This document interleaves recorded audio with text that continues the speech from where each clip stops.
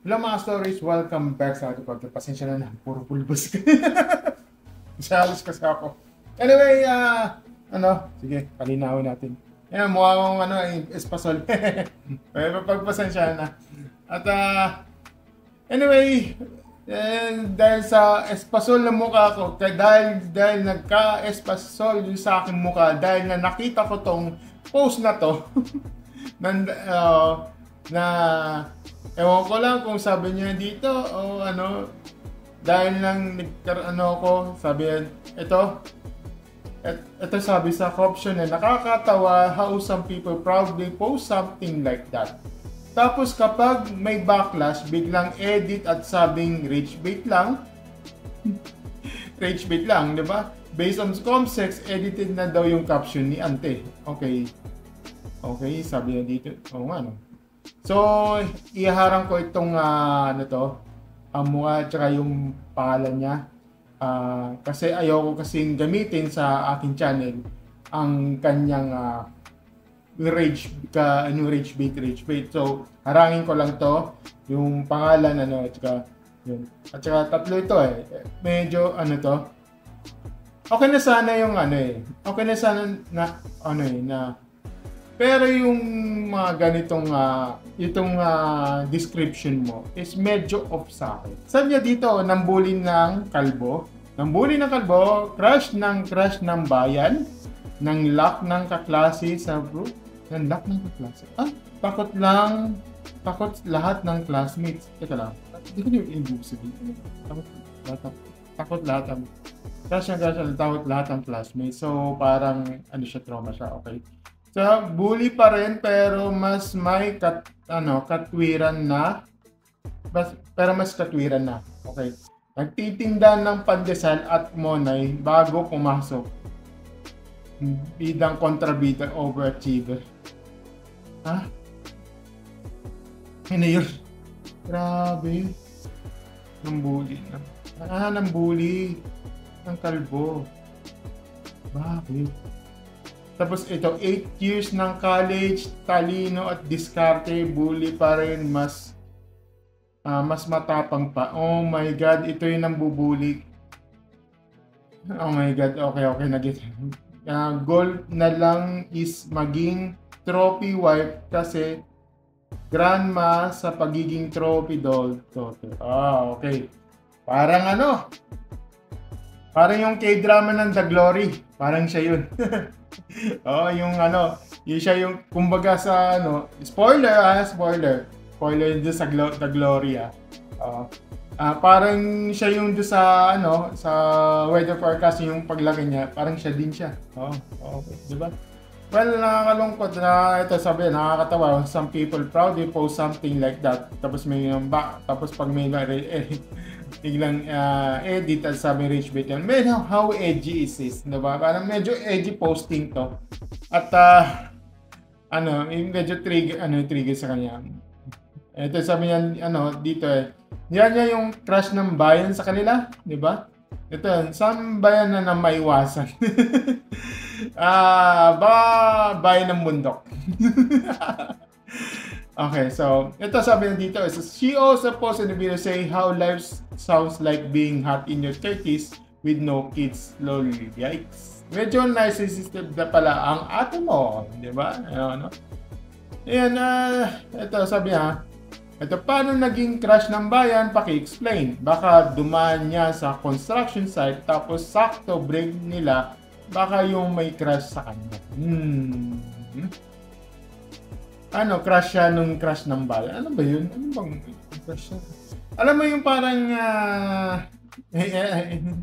diba? Yung parang diba alam mo diba parang GGSS, parang isang TikTokeris na may verified na na GGSS sa sarili, diba?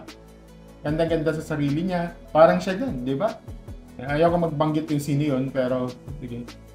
Alam mo na yung sino yung GGSS na yun, okay? Ito, sa itsura mo pa lang hindi ka papasa sa trophy wife. Huwag maging delulu masyado. Kapi-kapi din ng tamaan ka naman ng hiya sa mga sinasabi mo. Diba? Ito. 8 years sa college, so repeater o ship ng course. Ano yan, ship hopper yan. Oo, ito. Ito, si P5 ba yung third pick? Grabe ka naman. Grabe ka naman, no? Oo. Okay, so, ito ka. Yung goal maging trophy white. Yung mukha niya na, oo. Proud bully. Kakaiba talaga ang kokote tao ngayon. Oo nga nakakalungkot na ang dami kong kilala ganyan na bully tapos pag-arte din ng UP ng hambog talaga ang taga-UP. Hindi naman lahat ng hindi naman lahat ng UP hambog. Meron talaga na low-key lang, di ba? O kaya sided lang yung pag-graduate cum laude. Medyo low-key, ayaw nila. Minsan kasi karamihan sa mga yung mga bata na private person, no? Ayaw nila ng showy sa social media, ayaw niya yung parang post sa post sa picture sa Instagram na puro likes lang. Ayaw nila ng ganun. May isang ganun na cum laude na low-key lang, di ba? May ganun din. Kaya yun, ito talaga siguro lang to, ilan muna for that.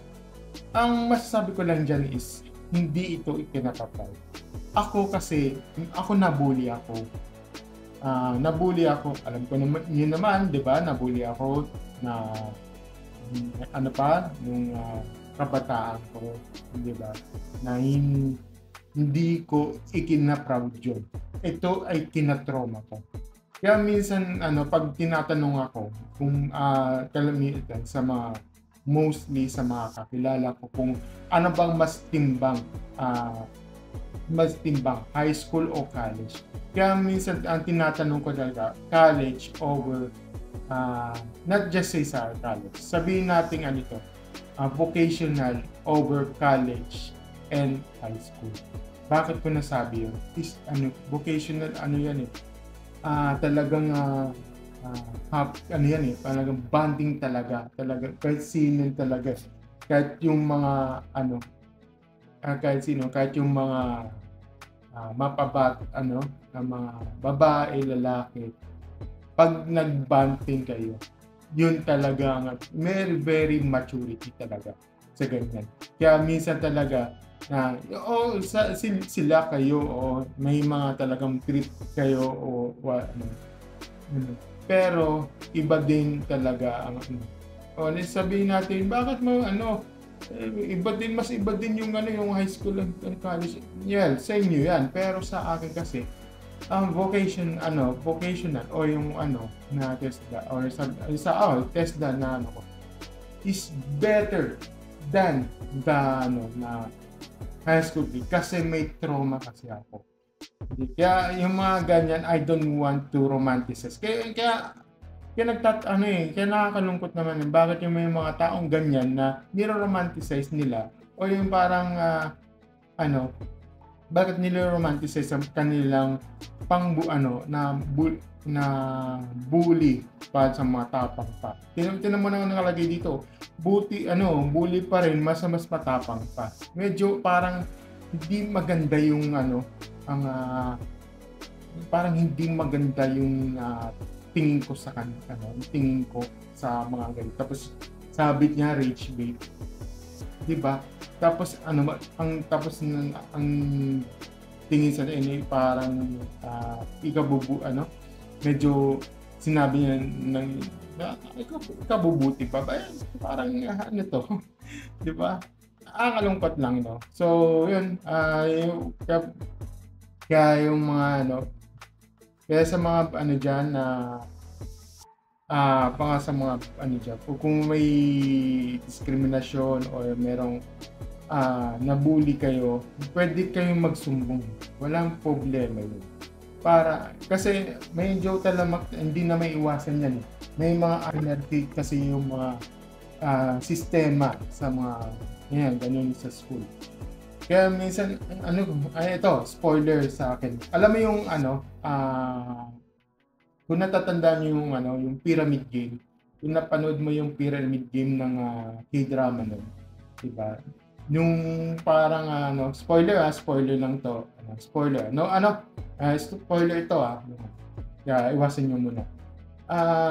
Kasi yun ito yung parang sistema, yung parang app niya na pag hindi ka nila binoto, i-consider as F yun. So, it means pwede kang ipagtripan, i-discriminate, ganito, ganyan. Pero kasi dito, meron ding bullying, merong sistema. Kasi sa akin kasi, relay kasi yun. Pero hindi app yun. It's about sa grade system, di ba? Yung look Kaya pinakita ko nung recently yung video ko doon, ilalagay ko yun sa baba. Meron akong doon na review doon ilalagay ko sa dito sa description at saka sa taas. Okay? So yun yung nangyari, ganun din nangyari doon. Kaya nakakalungkot yung isipin yung may mga bata talaga na proud siyang mangbuli ng tao. Alam mo ba yun? Sinasaktan mo yung damdamin ng mga kapwa mo. Nakakalungkot, di ba? Kaya kayong sa mga nabiktima ng bullying, pwede kayong magpatawad or kung hindi naman, much better na magsabi naman kayo sa mo para magiging or sa mga advisors nyo. Kung hindi advisors, pwede yan sa mga sa mga otoridad o kasi para magiging stay anonymous yan. O pwede kayong meron sa mga Reddits diyan na pwede kang tulungan diyan. Kung ikaw ay isang Redditors, pwede kang tumulong, di ba? Walang masama doon. Yeah, yun lang ang masasabi ko sa say no to bullying. Noon pa lang, kahit bata pa lang, no to bullying. Yun lang masasabi ko mga stories. Thank you and see you next video. Bye!